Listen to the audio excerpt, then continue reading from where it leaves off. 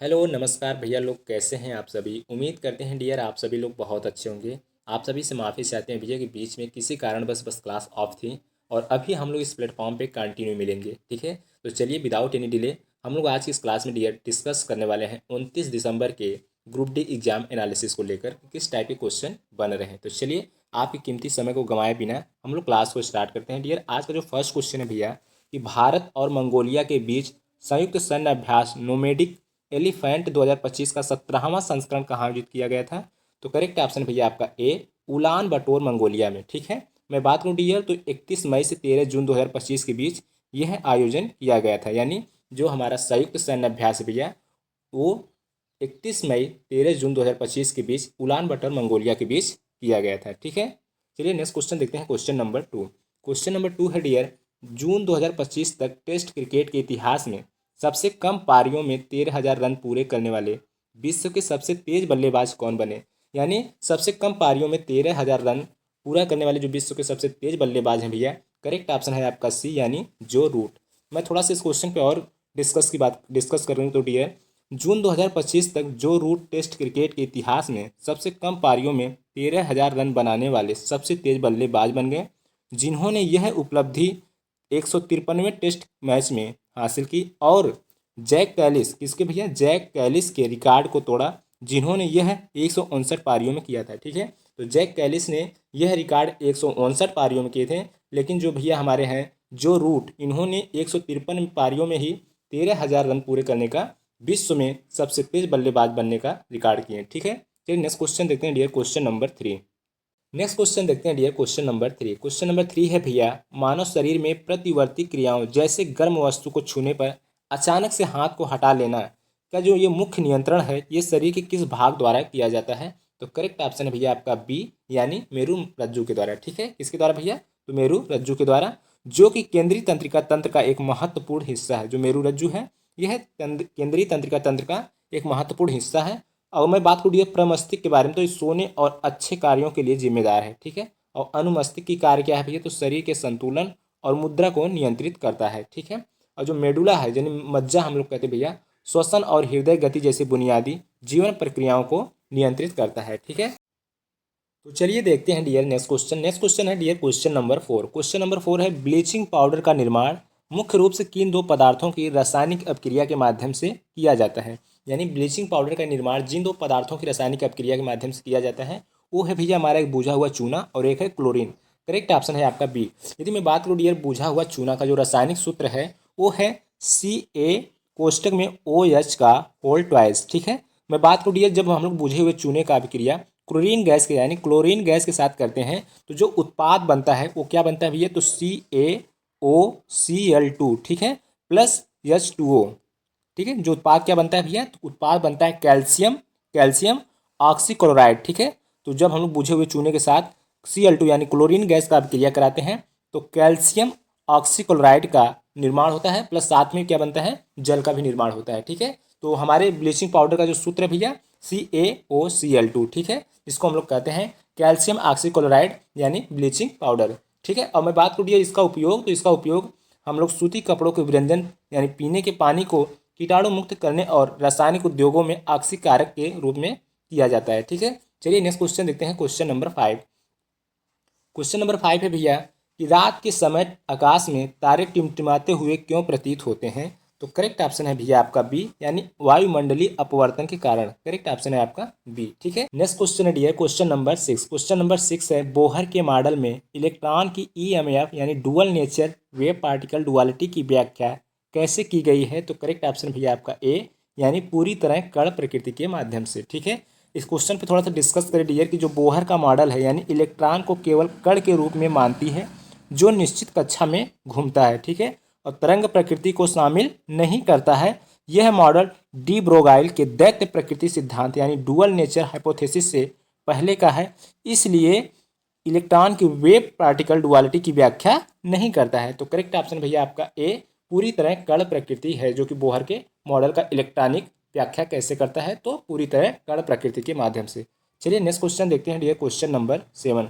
निम्नलिखित में से कौन सा पौधा एक लिंगी है। यानी एक लिंगी पौधे क्या होते हैं भैया, तो वे पौधे जिनमें नर और मादा पुष्प अलग अलग होते हैं उन्हें हम लोग एक लिंगी पौधे कहते हैं। जैसे पपीता एक प्रसिद्ध एक लिंगी पौधा है, ठीक है।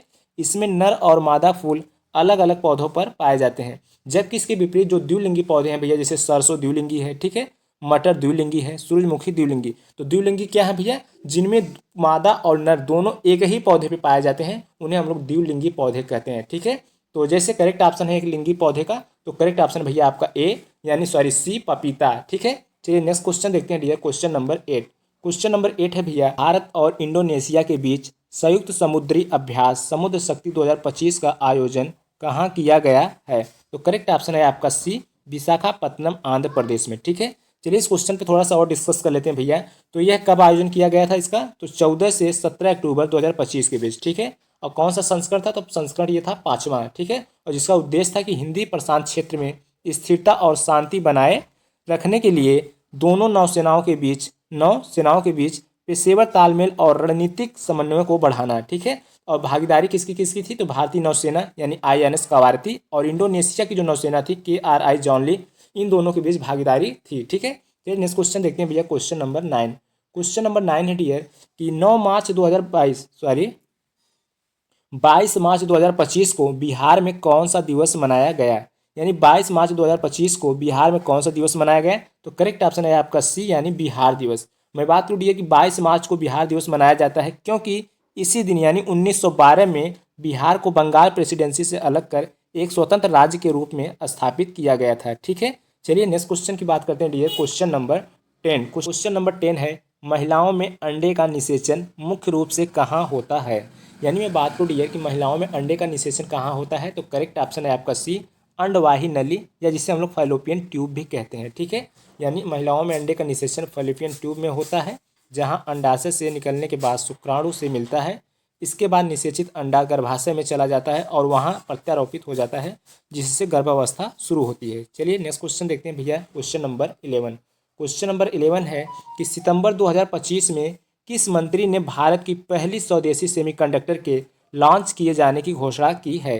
तो करेक्ट ऑप्शन है भैया आपका सी अश्वनी वैष्णव। थोड़ा सा इस क्वेश्चन पर डिस्कस कर लेते हैं भैया। तो स्वदेशी के यानी भारत के पहले स्वदेशी सेमीकंडक्टर चिप विक्रम की घोषणा और उसे लॉन्च करने में केंद्रीय इलेक्ट्रॉनिक्स और IT मंत्री अश्वनी वैष्णव की अहम भूमिका रही, जिन्होंने सेमीकॉन इंडिया 2025 के दौरान प्रधानमंत्री नरेंद्र मोदी को यह अच्छी भेंट की और इसके विकास की जानकारी दी। यह 32 बिट माइक्रो प्रोसेसर इसरो की सेमीकंडक्टर लैब द्वारा विकसित किया गया और अंतरिक्ष व रक्षा जैसे क्षेत्रों में उपयोग किया के लिए डिजाइन किया गया है, ठीक है। चलिए नेक्स्ट क्वेश्चन देखते हैं भैया, क्वेश्चन नंबर 12। क्वेश्चन नंबर 12 है यहाँ पे कि हाल ही में खबरों में रहे श्रेष्ठ योजना किस विभाग से संबंधित है?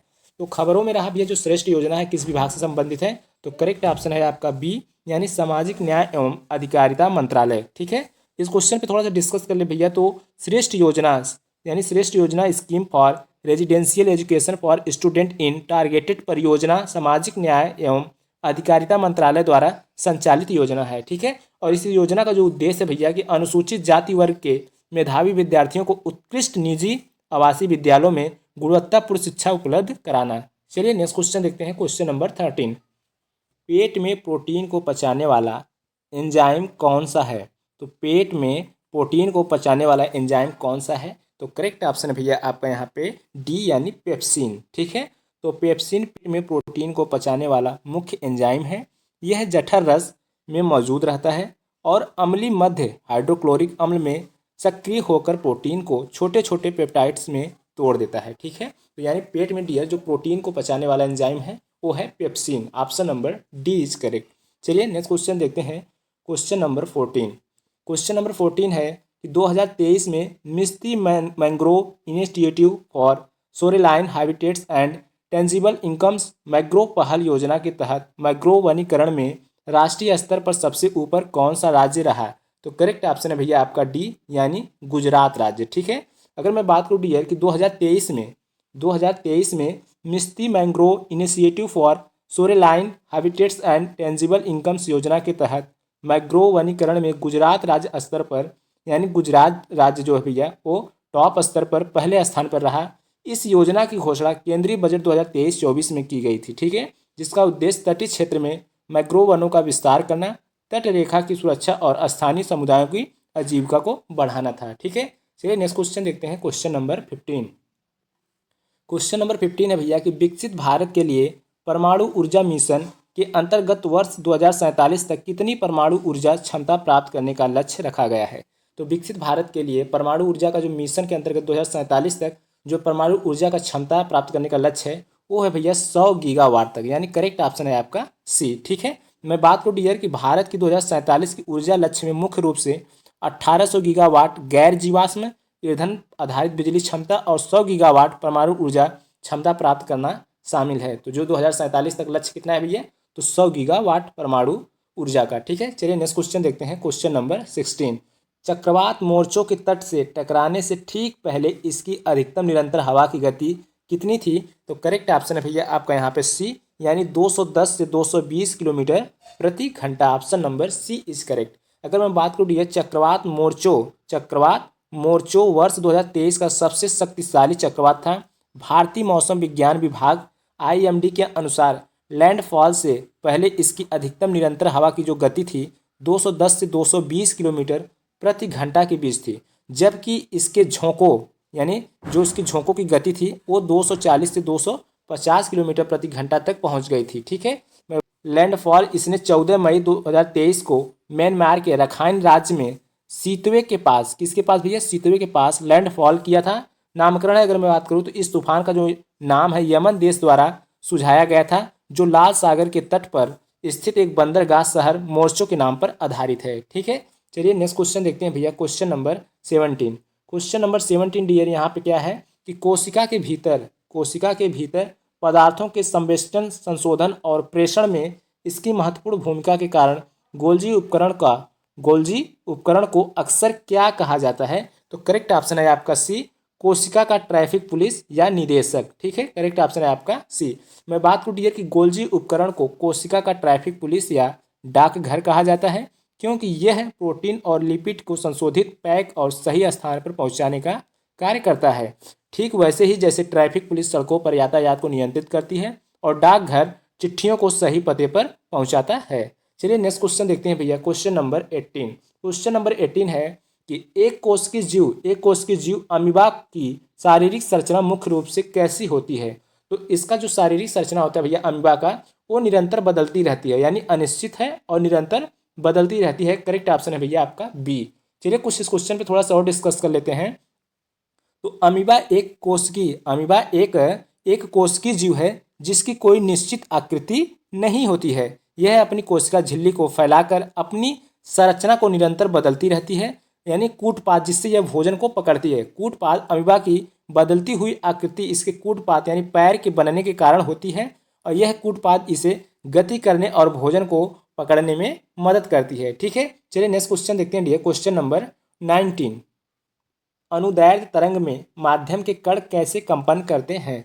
यदि ये मैं बात करूँ अनुदैर्ध्य तरंग में जो माध्यम के कण हैं वो वायु के कण के आगे पीछे कंपन करते हैं, यानी option number B is correct. मैं बात करूँ इस क्वेश्चन पे डियर कि अनुदैर्ध्य तरंग में माध्यम के कण तरंग के प्रसार की दिशा के समानांतर कंपन करते हैं, और ध्वनि का जो तरंग है इसका प्रमुख उदाहरण है जहाँ वायु के कारण आगे पीछे कंपन करते हुए संपीड़न, प्रकाशन और विचलन रेयर रिफ्रैक्शन उत्पन्न करते हैं। इसलिए अनुदैर्ध्य तरंग में कणों की गति तरंग की दिशा के समान दिशा में होती है।